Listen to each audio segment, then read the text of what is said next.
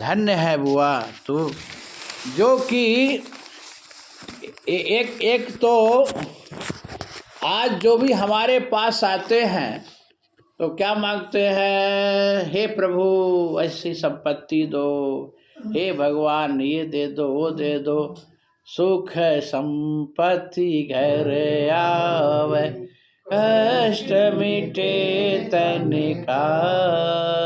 सुख संपत्ति मांगने वाले आते हैं, कोई विपत्ति मांगने वाले थोड़ी हैं।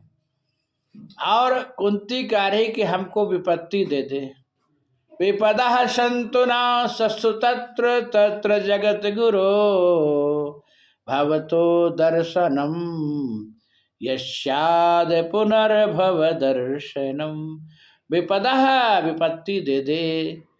अच्छा, भगवान कहे बुआ मांगी तो मांगी, क्या विपत्ति मांगी? क्या विपत्ति से भी पेट नहीं भरा? क्या भी दुख भूल गई तुम? आज व्यक्ति देखो दुख को नहीं भूल पाता, भुलाना भी चाहता है लेकिन तो भी नहीं भूल पाता। लेकिन हनुमान चालीसा जब पढ़ते हैं तो क्या कहते हैं, जन्म जन्म के दुख बिसरावे, अंत काल रघुवरपुर जावे।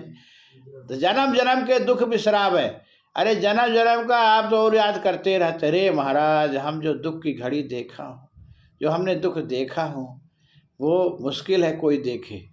कहते ना, अरे आज के बच्चे क्या, वो तो बढ़िया, हम तो क्या कैसे अपना जीवन जिए। कहते ना, हमारे ऐसा दुख कौन देखा। देखो दुख को भुलाना चाहिए लेकिन दुख भूलता नहीं है। तो द्रौपदी कह रही कि हाँ कन्हैया, दुख हमको नहीं भूला, दुख का पहाड़ ढोती आई अभी तक, और दुख में तू आता रहा, ये भी बात है। जब लाक्षागृह में जलाने का साहस किया ये दुर्योधन, तो तू ही तो बचाया, तेरी कृपा से तो बच के आए। और जब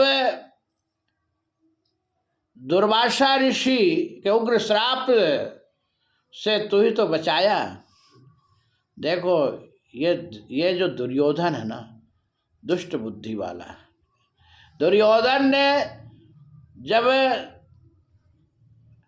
दुर्वासा ऋषि आए तो इसने ये कह दिया कि अरे पांडव तो वनवास में रह रहे हैं, तो पांडव इस समय बहुत महात्माओं के भक्त हो गए, तो जाओ वहाँ जाइए, गुरुवर प्रसाद पाइए उनके यहाँ। वो इसकी इतनी कूटनीति थी, इतनी चाल ढाल, सोचा कि लाक्षागृह से बच गए, तो अब दुर्वासा के श्राप से नहीं बच पाएंगे, क्योंकि दुर्वासा को भोजन व्यवस्था कर नहीं पाएंगे, युधिष्ठिर स्वागत नहीं कर पाएंगे, तो दुर्वासा क्रोध करके जला खाक कर देंगे, मार देंगे, तो हमारे दुश्मनी मर जाएंगे। वो तो षड्यंत्र रच रहा है कि कैसे मरे और हमको पूरा साम्राज्य मिल जाए, गद्दी हमको मिल जाए, ये चक्कर है इसका। लेकिन इसको पता नहीं है कि जिसके रक्षक भगवान है, जिसका भगवान की छाया जिसके ऊपर है, उसका कौन बिगाड़ेगा? कोई बिगाड़ सकता है? बाल नहीं, एक बाल भी नहीं बांका कर सकता, और तो बहुत बड़ी बात, जाको राखो साइया, हाँ, बाल न बांका कर सके जो जग बैरी होए। लेकिन दुर्योधन को कुछ पता ही नहीं है। तो दुर्योधन ने भेजा दुर्वासा ऋषि को। दुर्वासा ऋषि जब आए तो बस हाँ हाँ हाँ हाँ महाराज आए, कृपा किए, बहुत बढ़िया, भोजन करें भोजन। तो दुर्वासा ऋषि के हम ऐसे थोड़ी भोजन करते, अपने शिष्यों के साथ करें, भाई नहा धो लें, नियम हम कर लें।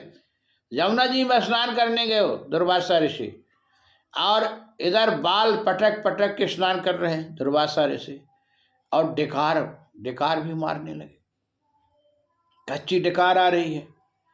और इधर युधिष्ठिर ने द्रौपदी को कहे कि द्रौपदी, बोले हाँ हाँ, वो दुर्वासा ऋषि को भोजन के लिए आमंत्रित किया हूँ, है कुछ? द्रौपदी कही मैं तो खा ली। देखो, द्रौपदी को अक्षय पात्र मिला था, वो अक्षय सूर्य देव ने दिए थे द्रौपदी को, लेकिन उस अक्षय पात्र की महिमा थी कि उसमें कुछ भी भोजन बनाओगे वो कभी खाली नहीं होगा, वो भरे रहेगा, कभी कभी खाली नहीं हो सकता। लेकिन उसमें एक नियम ये था कि जब तक द्रौपदी ना भोजन कर ले तब तक उस भरे रहेगा। द्रौपदी भोजन कर ली तब तक हो गया। तो द्रौपदी भोजन कर चुकी थी। द्रौपदी ने कही मैं भोजन कर ली, मैं अक्षय पात्र को बढ़िया साफ करके रख दी हूँ। अब तो महाराज युधिष्ठिर कहे काष्ठ लगाओ, चिता बनाओ। बोले क्यों? अब बोले मरना तो है ये है, अब दुर्वासा ऋषि के श्राप से मर जाऊंगा। बोले क्यों, क्या हुआ? बोले अब उनको भोजन के लिए बोला हूँ, भोजन नहीं करा पाए तब तो उनके श्राप से मर जाऊंगा। तो द्रौपदी ने कही क्या कृष्ण कहीं चले गए? कृष्ण का नाम कहीं चला गया?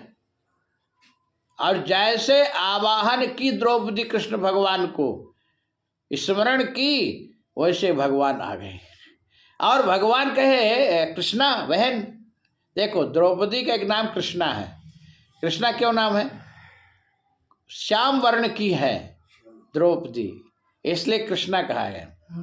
अब सरदार जी को भी आ गए, आपकी निद्रा भागी सरदार जी के ऊपर डाल दिए का? नहीं,